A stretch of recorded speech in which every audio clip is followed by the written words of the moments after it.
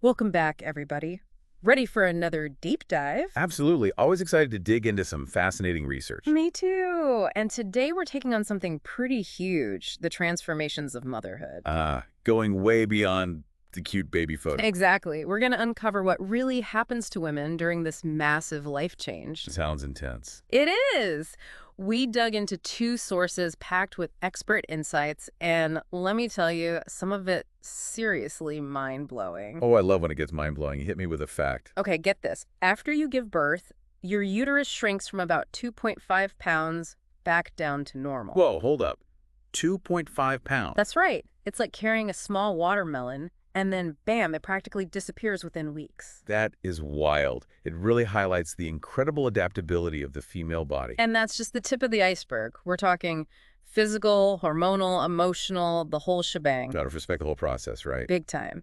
And that's what this deep dive is all about. Ditching the pressure to snap back and really understanding what's happening. Love that approach. Where do we start? Well, first, we got to tackle the physical roller coaster. You know, the immediate and long-term changes. Like right after birth. Right after. You get this rapid fluid shift, increased sweating, even night sweats, as your body sheds excess fluids. Not the most glamorous image, huh? Not exactly, but it's crucial for recovery.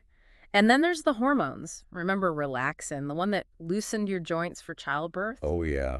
That was a trip. Yeah, it can stick around for a while, so. So that's why you feel like a wobbly giraffe for a few months. Exactly. But, from an evolutionary standpoint, it makes sense. The body's priority is getting back to a state where it could reproduce again.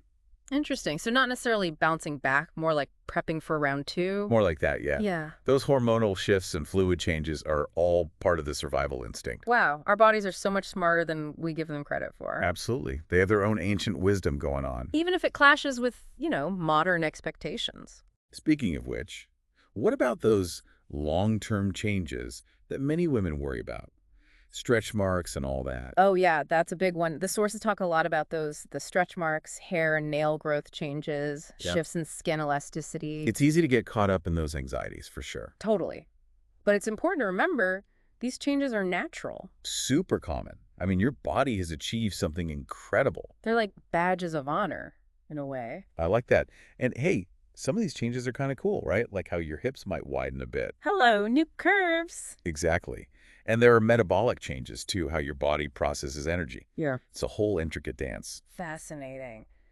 So we've got the physical stuff down, ready to move on to the hormonal hurricane. Bring it on. I'm all about those wild hormonal ride. This is where things get really interesting. You might have heard of the baby blues, but we're going deeper than that. Deeper than the blues. I'm intrigued. We're going to uncover what's really happening beneath the surface. Let's do it.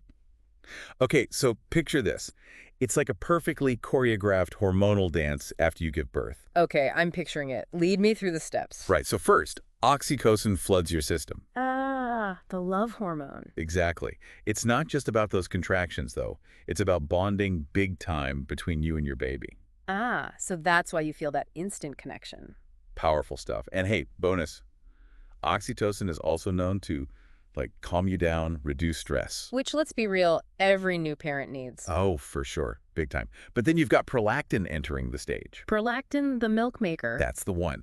But get this, it seems to be tied to those super protective, mama bear instincts, too. Whoa, it's like nature's built-in bodyguard. Exactly. Makes you want to fight off any danger to your little one. Amazing. But I've also heard prolactin can actually suppress ovulation.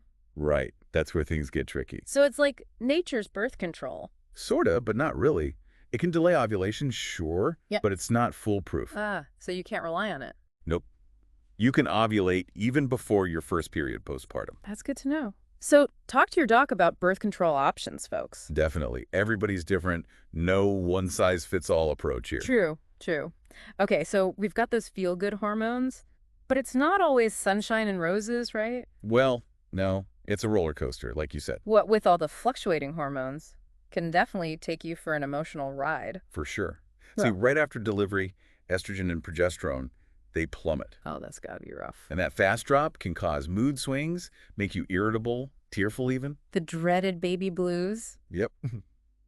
But it's actually a totally normal experience for many new moms. So important to remember that. You're not alone if you're feeling, all over the place emotionally. Not at all. It's part of the process. But how do you know if it's just the blues? or something more serious. Right, like postpartum depression, that's a whole other thing. Exactly. Postpartum depression, that's a much deeper sadness, longer-lasting anxiety. So what's the difference? Well, if you're feeling like overwhelmed all the time, hopeless, or struggling to connect with your baby, Yeah, that doesn't sound like the normal ups and downs. that's when it's time to talk to your doctor, no question. Get the support you need. Absolutely. Don't suffer in silence. Okay, we can't forget about cortisol either, can we? The stress hormone. Oh, there's plenty of that in new parenthood, Yeah. I'd say. Right. I mean, imagine sleep deprivation, hormonal chaos. It's a recipe for cortisol overload, for sure. But it's not all bad, actually. Oh, tell me more. See, cortisol, it helps you stay super alert in those first few days. You're tuned in to your baby's every need. Exactly. Heightens your senses, keeps them safe, so it has a purpose. Okay, that makes sense. But too much of it can't be good, especially with everything else going on. Well, too much cortisol, especially with sleep deprivation, yeah, it can make you feel constantly on edge.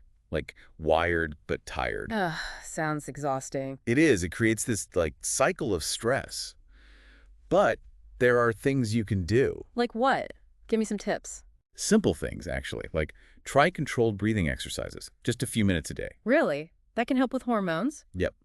Those deep, mindful breaths, they can calm your nervous system right down, regulate that cortisol. Wow, the power of breath. I love that it's something so simple but effective. Right. You've got some control over your well-being, even in the midst of all this change. Absolutely.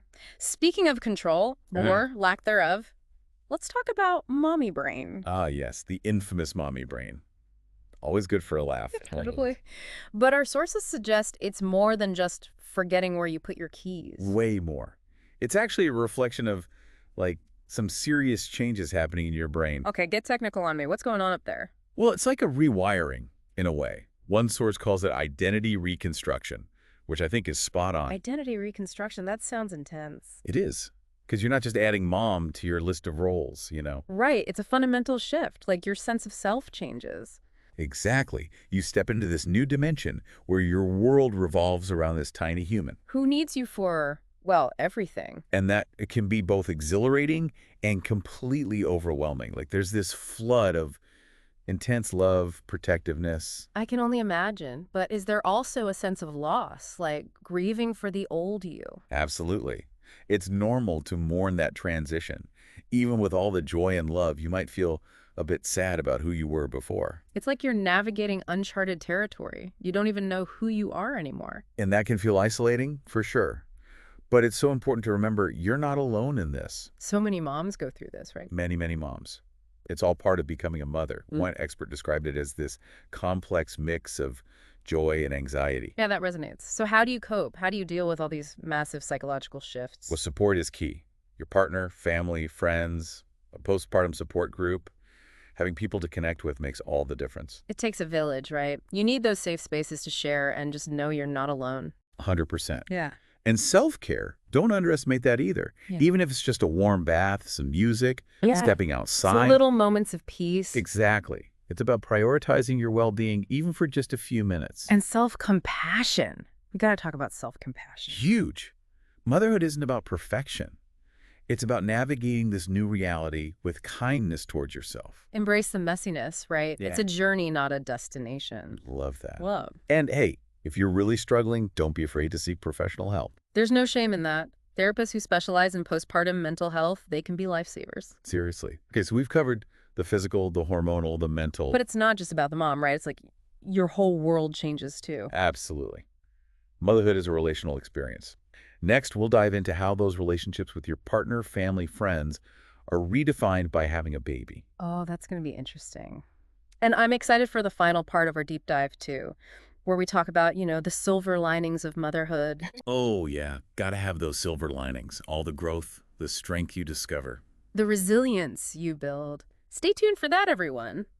Okay, so we've really gone deep on the transformations that happen during motherhood. The physical changes, the hormones going wild, the mental and emotional roller coaster. It's a lot. But let's get practical now. How do you actually, navigate all this in everyday life? That's the million-dollar question, right? Totally. Like, it's one thing to understand the science, the psychology. But how do you actually live it? Exactly. Luckily, the sources had some really good advice. Both for those early postpartum days and, like, the long haul of motherhood. So let's start with the physical recovery. You've just been through a major event. Your body has run a marathon. For sure. How do you support it during that time? Right. Any tips? Well, one of the most important things is just listening to your body. Okay, tune in. Yeah, your body will tell you what it needs, whether it's rest, food, gentle movement, It's easy to ignore those signals, though. especially with all the pressure to bounce back quickly. Oh, I know. But honestly, we deserve time to heal. Our bodies deserve it. It's more like nurturing yourself back to strength, you know? Love that. Not punishing yourself for not fitting into those old genes. Right. And gentle exercise can be good walking, postpartum yoga. But always check with your dog first. Always a good idea. Okay, but physical recovery is just one piece of the puzzle. True. What about like mental and emotional well-being? That's huge. Yeah. And honestly, motherhood can be so isolating, especially at first. I bet. You're home all day with a newborn. Building a support network, that's one of the best things you can do.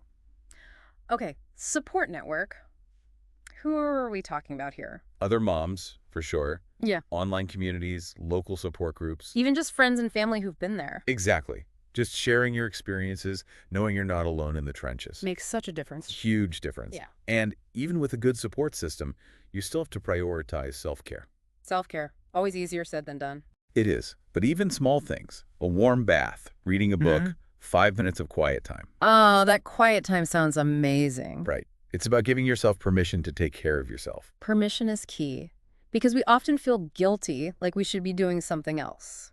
And if you're really struggling, don't hesitate to reach out for professional help. Postpartum depression and anxiety, those are real and they're treatable. Exactly. It's a sign of strength to ask for help. Okay, shifting gears a bit. Let's talk about breastfeeding. It's amazing, but also, Challenging. yes. One of the sources really got into the mechanics of it, getting a good latch, dealing with discomfort. Understanding your milk supply, all that. Yeah. It's complex. It is. It can feel overwhelming, even though it's supposed to be natural. There's definitely a learning curve for both mom and baby. And it's a personal choice, too. Not every mom chooses to breastfeed, and that's okay. Absolutely. Fed is best, however you do it. But a supportive partner, a good lactation consultant, Those can make a world of difference. seriously. Okay, another potential stressor, finances and career. Having a baby, that can really shake things up. Oh, yeah, especially financially. One source highlighted the importance of communication with your partner, being on the same page about money. Makes sense. It might also be a time to reassess those career goals. See what works for your family now, because things have changed. Big time. And I think it's important to, like, push back against those societal expectations a little bit. You mean how the burden of childcare and financial adjustment often falls on the mom? Exactly. Motherhood shouldn't mean sacrificing your ambitions, your career. It's about finding a new balance. Maybe talking to your partner, your employer, about flexible work arrangements. Sharing responsibilities, all of that. Because you're not just a mom, you're still an individual with your own dreams and goals. And nurturing those parts of yourself, it's not selfish, it's essential. Both for you and to your family. You're showing your child what it means to live a fulfilling life. So as we wrap up this deep dive into motherhood transformations, A lot to think about, huh? seriously. But I want to leave you with one final thought-provoking question. Okay, hit me. Our sources focused on the mother's experience, right? All the changes SHE goes through. Which is a lot. But what about the impact on the baby? How does the mother's transformation actually shape the child's journey? Whoa, that is a good question. Right. It's something to ponder as you navigate your own path of parenthood. Because it's not a solo act, is it? It's this incredible dance between two people. Each one shaping the other in ways we're only beginning to understand. Absolutely. Well, thanks for joining us on this deep dive, everyone. I hope you learned something new.